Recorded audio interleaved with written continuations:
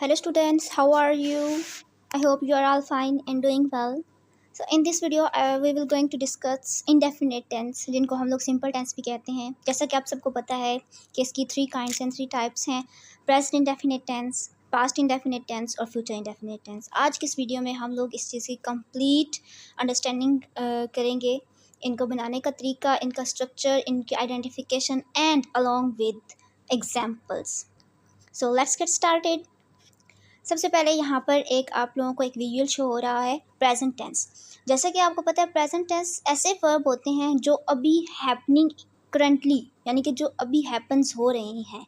यानी कि example I right, मैं अभी लिख रहा हूँ, वो काम वो वर्ब है जो अभी हो रहा है। तो ऐसे टेंसेस को हम लोग प्रेजेंट टेंस कहते हैं।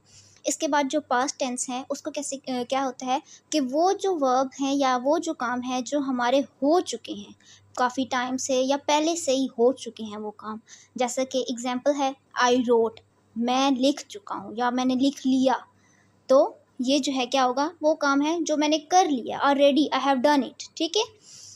और जो लास्ट पे हम लोग पास फ्यूचर टेंस है उसकी क्या डेफिनेशन होगी कि ऐसे वर्ब जो कि अभी आगे कमिंग टाइम में टेक प्लेस होंगे, यानी कि कमिंग टाइम में ऐसे काम जो हम लोग अभी करेंगे। जैसे for example I will write, मैं लिखूँगा। तो ऐसा काम है कि मैंने अभी लिखना है, मुझे अभी आने वाले वक्त में वो काम करना है। तो वो कौन सा टेंस होगा, वो फ्यूचर टेंस होगा। ठीक है, यहाँ पर आप लोगों की डेफिनेशन कवर हो जाती है तीनों टेंसेस की, जो हम लोग पास इंडेफिनिट और जिनको हम लोग सिंपल टेंस कहते हैं उस चीज़ की।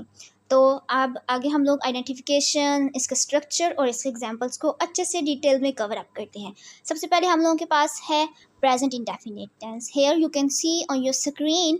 तो फर्स्ट आइडेंटिफिकेशन आपको पता है। सबसे पहले देख लेते हैं कि ये किस टाइप के सेंटेंसेस होते हैं। ये इस तरह के सेंटेंसेस होते हैं जिसके अंदर आप हैबिचुअल एक्शंस, यानी कि कुछ आदत है या कोई जनरल ट्रूथ है, आदत जो काम आप डेली बेसिस पे कर रहे हैं उस चीज़ को आप क्या कहते हैं, आदत कह रहे होते हैं। और जनरल ट्रूथ क्या होता है, जनरल ट्रूथ यानी कि जो एक ट्रूथ है, एक सच है जो कि पता है। जैसे सूरज है, उसने अगर the sun sets in the west, तो हमें पता है कि ये एक ट्रूथ है, इसको हम लोग चेंज नहीं कर सकते। और इसका जो आइडेंटिफिकेशन मार्क है, जो हम लोगों के पास इसके उर्दू का जो टेंस आता है उसके लास्ट पे जो वर्ड आता है, हमें पता कैसे चलता है कि हम लोग प्रेजेंट इंडेफिनिट टेंस इस्तेमाल कर रहे हैं।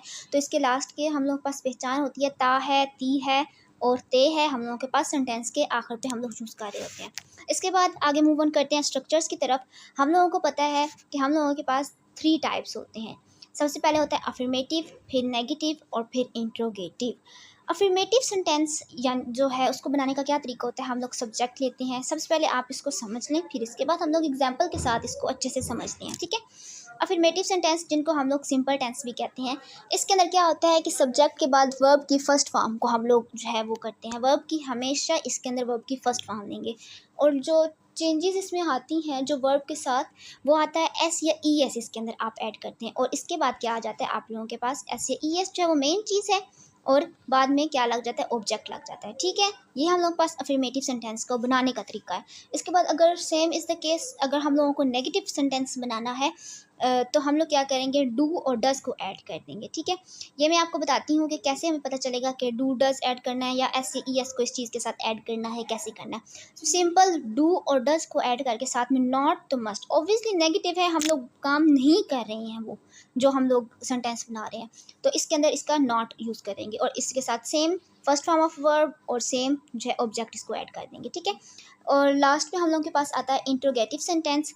इंट्रोगेटिव सेंटेंस को बनाने का हमेशा से हम लोगों के पास यही तरीका होता है कि जो वर्ब, हेल्पिंग वर्ब और जो एक्शन वर्ब जो हम लोगों ने सेंटर में यूज़ किया होता है ना, बेसिकली जो हेल्पिंग वर्ब होता है उसको आप लोग ले आते हैं स्टार्ट पे, सब्जेक्ट से पहले ले आते हैं। तो जब सब्जेक्ट से पहले ले आते हैं तो वो हम लोगों के पास क्वेश्चन बन जाता है। लुक हियर, हम लोग डू और डज को स्टार्ट पे ले आए हैं और सब्जेक्ट फिर आएगा और फिर फर्स्ट फॉर्म ऑफ वर्ब और देन ऑब्जेक्ट। इस तरह से हम लोगों के पास इन तीनों सेंटेंसेस के स्ट्रक्चर्स जो हैं वो कंप्लीट हो जाते हैं। इसके बाद यहाँ पर नीचे हम लोगों के पास एग्जाम्पल्स हैं, एग्जाम्पल्स को देखते हैं। सबसे पहली जो एग्जाम्पल है वो हम लोगों के पास है वो स्कूल जाता है। तो सबसे पहली चीज़ जो आप लोगों ने करनी है वो इस चीज़ को ये देखना है कि लास्ट पे क्या चीज़ आ रही है। लास्ट पे आप लोगों का आया कि आइडेंटिफिकेशन मार्क्स है, यानी कि जो आपकी पहचान का जो तरीका है जिसको आप समझ रहे हैं, आया कि वो इस चीज़ के अंदर अप्लाई हो रहा है। तो आप देखिए यहाँ पर टा है एंड पे आ रहा है, तो इसका मतलब क्या है कि हम लोगों ने सिंपल प्रेजेंट इंडेफिनिट टेंस सोचे समझे बगैर हम लोगों ने प्रेजेंट इंडेफिनिट टेंस को इसके अंदर अप्लाई कर देना है। और ही गोज़ टू स्कूल, वो की जगह पे हम लोग ही लगाएंगे, ही, फिर स्कूल तो हमें पता है स्कूल ही होगा। इसके बाद गोज़ यानी कि जाता है, गोज़ होगा।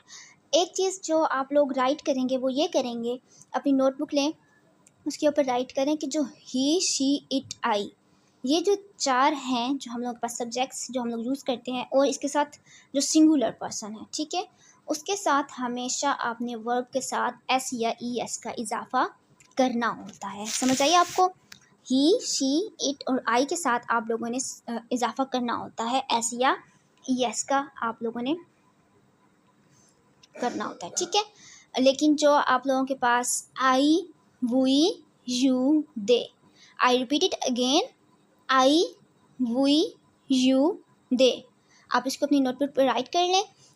इसके साथ आप लोग इस चीज़ को ऐड नहीं करते, एस या ई एस को ऐड नहीं करते, ठीक है। इस चीज़ को देखते हुए हम लोगों के सारे जो एग्जांपल्स हैं उसको कवर कर ले हैं।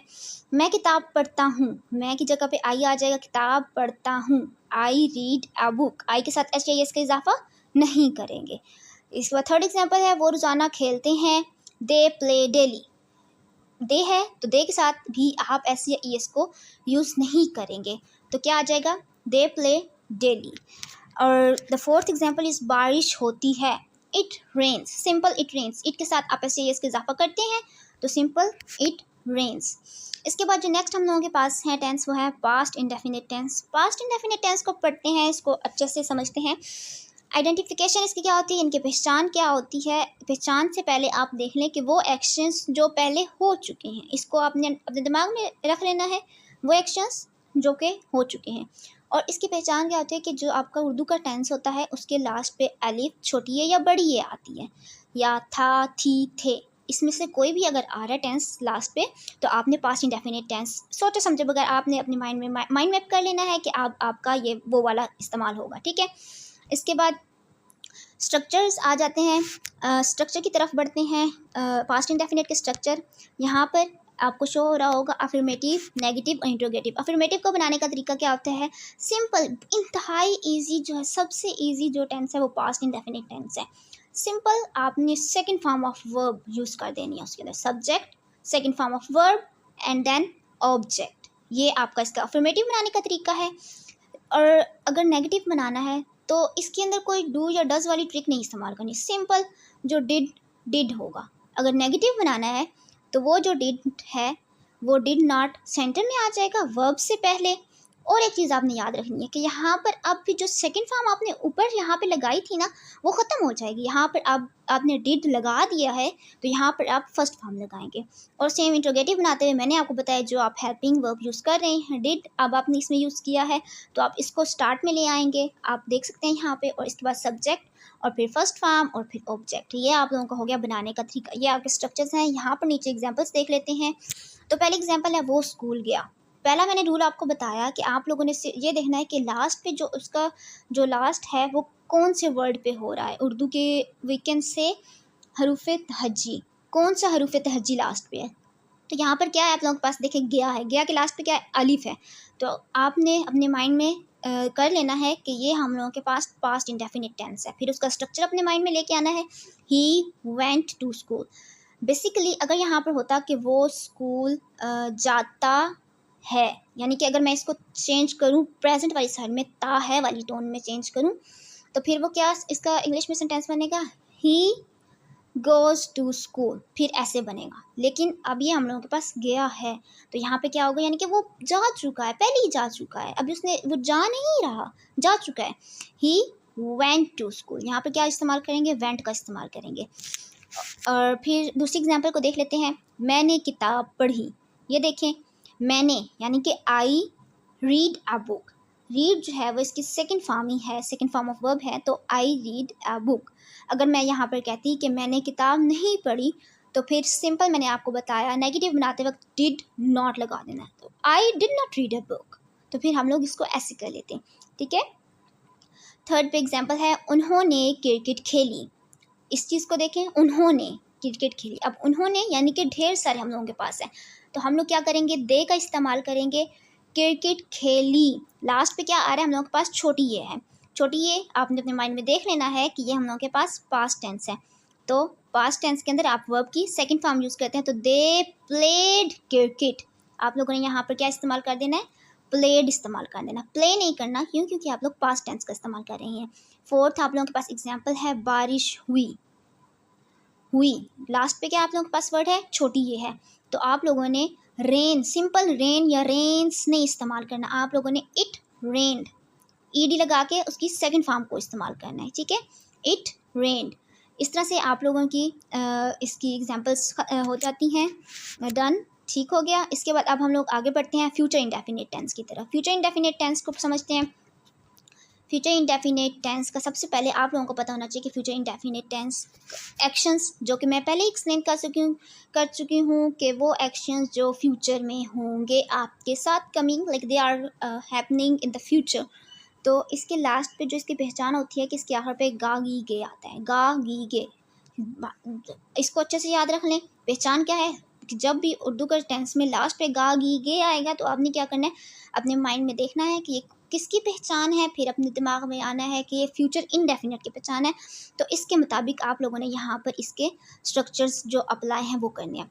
अफर्मेटिव सेंटेंस के अंदर क्या होता है, सिंपल इसके अंदर विल इस्तेमाल होता है। ये जो है वो पास्ट वाले से भी ज़्यादा ईजी है। देखें, सिर्फ इसके अंदर विल इस्तेमाल होता है। पहले शेल भी इस्तेमाल हुआ करता था, लेकिन लाइक टाइम के ड्यूरेशन के साथ साथ अब शेल जो है वो इस्तेमाल नहीं होता, अब सिर्फ विल इस्तेमाल होता है। तो आप लोग विल, मैं ही यही प्रेफर करूँगी कि आप विल ही इस्तेमाल करें, ठीक है। सब्जेक्ट है, सब्जेक्ट के बाद आप विल लगाएंगे और विल, और इसके बाद फर्स्ट फॉर्म ऑफ वर्ब और फिर ऑब्जेक्ट आ जाएगा। इसी तरह नेगेटिव बनाते वक्त सिर्फ नॉट को ऐड करेंगे, बिकॉज नहीं है, जहाँ पे भी नहीं आ जाएगा आपने नॉट तो ऐड कर ही देना है, ये आप लिख के रख लें, ठीक है। सब्जेक्ट विल नॉट और फिर फर्स्ट फॉर्म ऑफ ऑब्जेक्ट और फिर ये, ठीक, sorry, first form of verb. Interrogative बनाते वक्त वही चीज़ क्या करनी है कि आप लोगों ने जो विल एक्शन हेल्पिंग वर्ब जो लगाया है एक्शन वर्ब के साथ, उसको स्टार्ट पे ले आएंगे और यहाँ पे लास्ट में क्वेश्चन मार्क लगाना आपने कभी भी नहीं भूलना इंट्रोगेटिव सेंटेंस में, ठीक है। अब हम लोग एग्जांपल्स की तरफ बढ़ते हैं। एग्जांपल्स हम लोगों के पास हैं। पहली एग्जांपल है हम लोगों के पास, वो स्कूल जाएगा। अब आप लोगों ने यहाँ से देख लेना है कि लास्ट पे क्या वर्ड है, मेरे पास गा है, ठीक है। तो आपने अपने माइंड में लाना है कि ये फ्यूचर इंडेफिनिट टेंस है। वो को हम लोग ट्रांसलेट करेंगे ही विल आप लोगों ने मस्ट लगा देना है फ्यूचर इंडेफिनिट टेंस में। He will go first form of verb और फिर टू स्कूल जो ऑब्जेक्ट होगा आपका वो। दूसरा देखें, मैं किताब पढ़ूंगा, मैं की जगह पे आपने आई कर देना है। किताब का आपको पता है बुक होता है, लेकिन ये ऑब्जेक्ट है तो ऑब्जेक्ट लास्ट पे आएगा। पढ़ूंगा, गा गी गे लास्ट पे आ रहा है, तो इसकी जगह पे आपने क्या करना है, विल रीड। विल आप लोगों ने उसका एक्शन वर्ब इस्तेमाल कर देना है और इसको विल हेल्पिंग वर्ब और रीड एक्शन वर्ब लगा के ये आपका टेंस कंप्लीट हो जाएगा। वो क्रिकेट खेलेंगे, वो है, वो ढेर सारे लोग हैं, तो आप लोग क्या इस्तेमाल करेंगे, दे इस्तेमाल करेंगे और सिंपल विल लगाएंगे, दे विल प्ले क्रिकेट। अगर मैं यहाँ पर इसको नेगेटिव बनाऊँ कि वो क्रिकेट नहीं खेलेंगे, तो फिर मैं कह दूँगी they will not play cricket. और अगर मैं इसी का इंट्रोगेटिव बनाऊँ कि क्या वो क्रिकेट खेलेंगे, तो इसका इंट्रोगेटिव क्या बनेगा, will they play cricket. Simple, आपका जो विल है वो स्टार्ट में आ जाएगा। फोर्थ एग्जांपल है बारिश होगी। लास्ट पे देख लें आप, गी वर्ड मेंशन है, तो इसका मतलब क्या है कि आपका ये फ्यूचर इंडेफिनिट टेंस होगा। तो इट विल रेन, विल का इस्तेमाल करेंगे और ये हमें फ़ौरन से पता चल जाएगा कि ये हम लोगों के पास इनडेफिनिट टेंस है।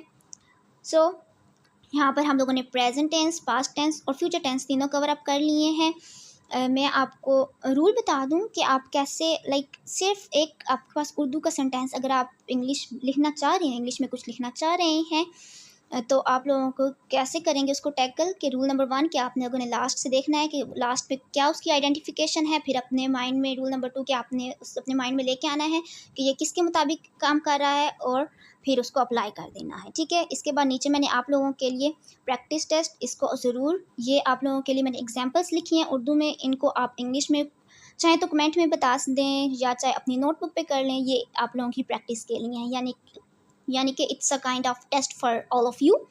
आपको पता चल जाएगा कि आपको कितनी समझ आई है इस चीज़ की। ठीक हो गया? तो अल्लाह हाफ़िज़, टेक केयर, बाय बाय। अगर आपको if you find this video effective then subscribe, share, like and press the bell icon.